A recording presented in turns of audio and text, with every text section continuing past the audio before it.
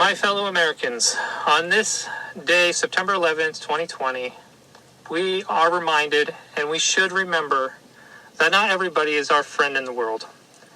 There are enemies of the United States of America and its Constitution. I'm coming before you as a concerned American citizen. I'm coming forward to share things that I personally discovered about the coronavirus from Wuhan, China. I discovered this information by chance, and I use the science of logistics to be able to prove the facts that I'm going to share with you. I doubt that you've heard this before. It's not talked about in the mainstream media, or else it would have been shared all over social media already. I'm wearing a mask and I'm in a car to prove a point that you will be able to see at the end of this video. I'm expecting that some of you will take the truth to be hard and will not be able to accept the facts that I'm going to present to you. But everyone in the United States has been affected in some way by the coronavirus COVID-19. My goal is only to share with you what I found so that you can make an informed decision moving forward. We got very lucky with the coronavirus. It wasn't as bad as it could have been. There are far worse things in the world. And I can prove that illegal immigration and sanctuary cities is what caused the outbreak of the coronavirus in the United States. All across the country, at the beginning of the year, there were cases that did not have any correlation to travel or any connection to somebody who had been a known traveler. There were many cases in California, Oregon, Washington, New Jersey, New York City, Michigan, and Florida. All of these locations, as well as other locations that I'm not going to put because there's not enough time to cover this, are all sanctuary cities. And they all allow illegal immigration to flourish within their locations. And this is a map that shows the sanctuary cities and the initial coronavirus cases. There was one case in March 6th that was not like these other cases. It was a case in the middle of nowhere in Pinal County in Arizona.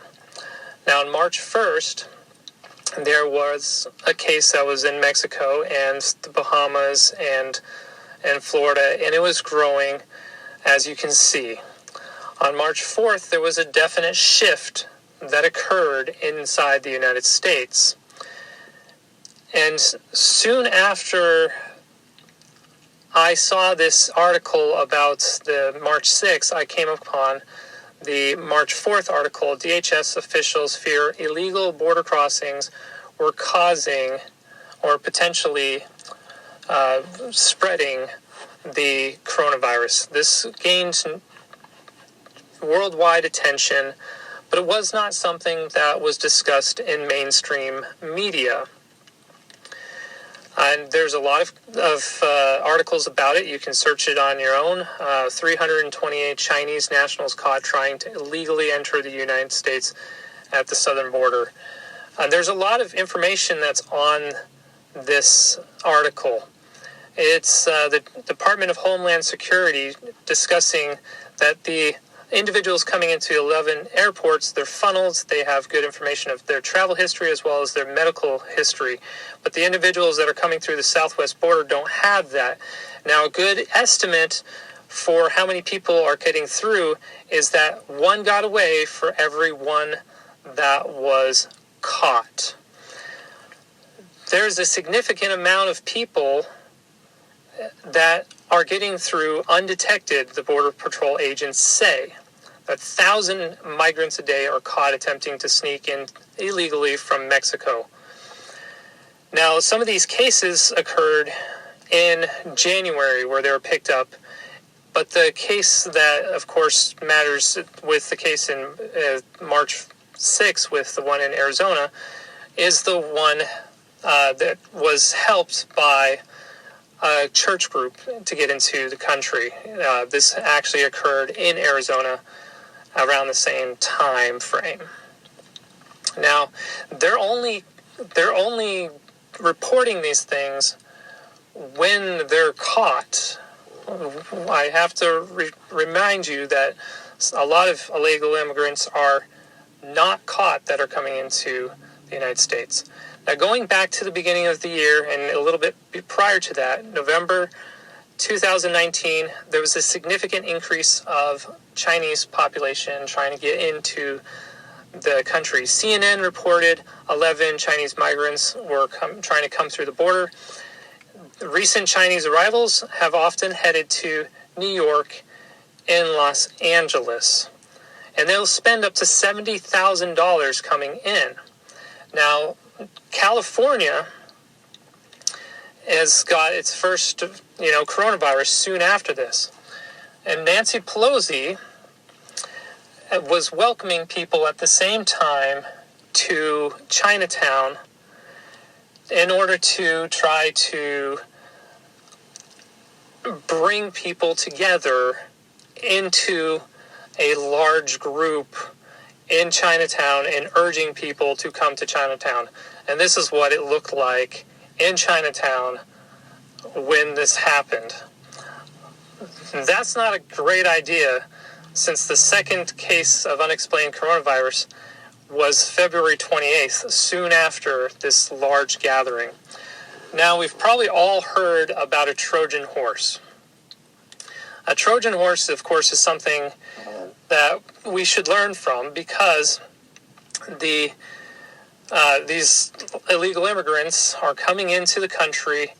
Some of them are asking for help, and very many of them are asking for help, but there's just a few of them that do not come, and they are not friends to us in the United States, and a significant number of illegal immigrants come in.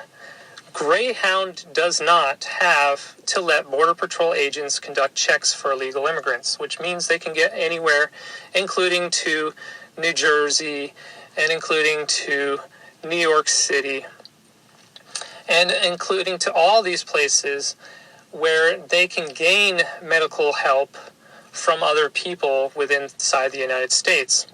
Sanctuary cities are notorious for giving aid to illegal immigrants. The city of New York and the state of New York has always boasted that it would help illegal immigrants a lot, and they have said that they would guard illegal immigrants from being deported by ICE. Now, remember that there are cases that occurred that were unexplained in New York City. Now, New York has said that this is just a European virus. I want to draw that attention to what was happening in Europe at the beginning of the coronavirus. There are ties to China in Europe. There's a Silk Road that was established, and the coronavirus was moving up this Silk Road just as it did with the Black Death in the 1300s. There's even an article that says, coronavirus, the price of luxury, fashions made in Italy tag is connected to a Chinese disease. A lot of illegal immigrants are in Italy, and cheap flights come to the Bahamas from Milan. The reason I bring up the Bahamas is because the Chinese presence in the Bahamas was a greater role after Hurricane Dorian. There were 200,000 illegal immigrants going into the Bahamas and the Caribbean every year, to the point where they are now saying that China owns the Bahamas. Well, Florida had become an easy alternative for over the Mexican border for legal immigrants, and they could come in through boats. Well, 40 Chinese immigrants were charged thousands of dollars to be smuggled in by yachts from the Bahamas into Florida.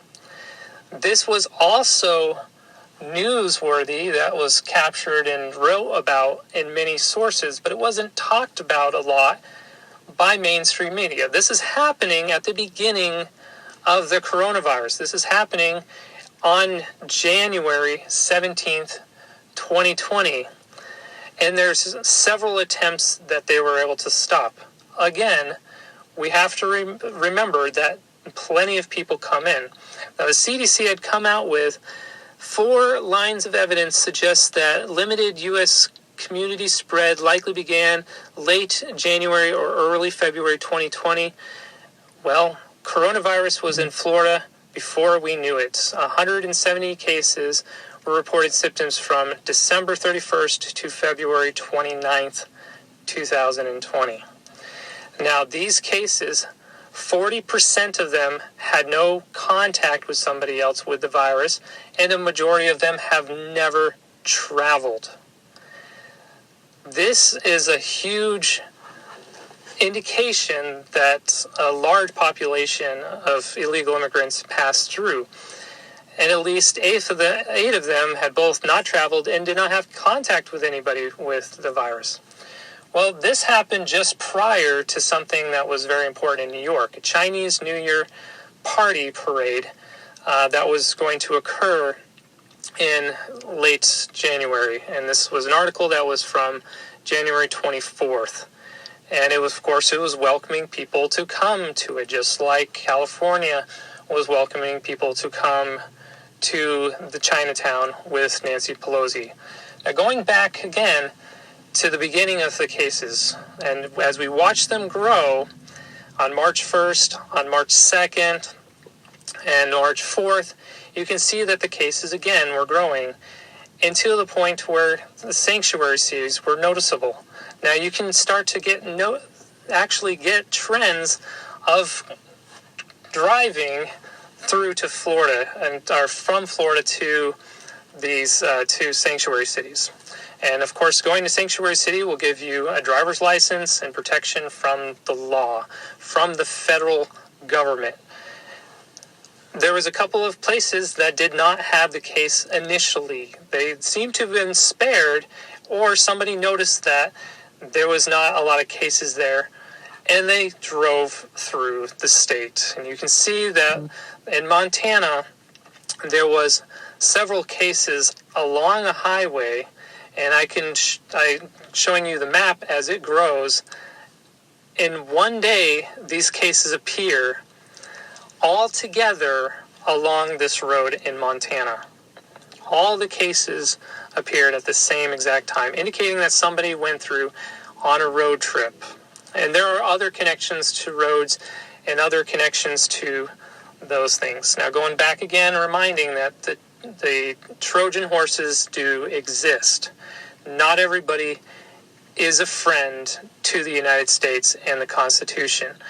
There were people who were allowing people to come into the United States after the president banned travel. Smugglers were having shootouts with Border Patrol, and they were posing as wall construction crews at this time.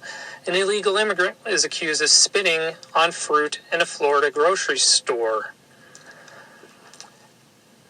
And then you have another case where a woman is purposely coughing on a toddler in a California store, Yogurtland.